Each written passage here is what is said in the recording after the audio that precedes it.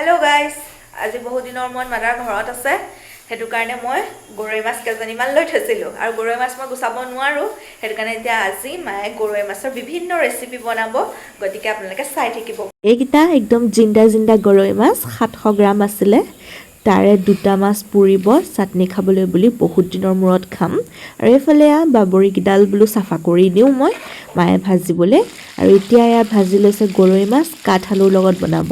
আৰু আনফালে গৰৈ মাছ ভাজি হোৱাতে পিঁয়াজ, মিঠি গুটি আৰু বিলাহী দি লৈ পেলাই ধুনীয়াকৈ ভাজি লৈছে। আৰু তাত হালধি আৰু নিমখ অকণ দি অকণমান পানী দি পেলাই বিলাহীটো গলিবলৈ বুলি দিছে। আৰু এতিয়া গলিবলৈ বুলি দিয়াৰ পাছতে প্ৰেছাৰত হুইচেল দি থোৱা কাঠআলু দি দিলে আৰু সেই হুইচেল দি থোৱা পানীখিনিকে দি ধুনীয়াকৈ উতলিবলৈ বুলি দিলে। তৰকাৰী ৰেডি।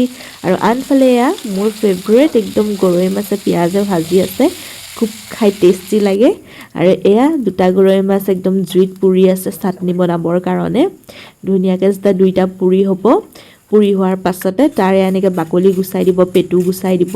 দিয়াৰ পাছতে মিক্সিতে পিচি দিলে। আৰু সেইটো কাৰণে মই সেইখন ভিডিঅ' নেদেখালোঁ, কিন্তু পটাত পিচিলে সোৱাদটো আৰু ভাল হয়।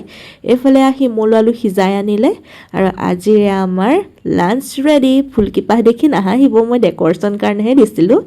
সকলোৱে ভাত খাই আছে আৰু এইফালে ময়ো খাইছোঁ ভাত খাওঁতে খাওঁতে আবেলি হৈ যায়। মানে মা ঘৰত যেতিয়া থাকে তেতিয়া ভাত খাওঁতে খাওঁতে আবেলি হৈ যায়। কি টেষ্টি আছিল।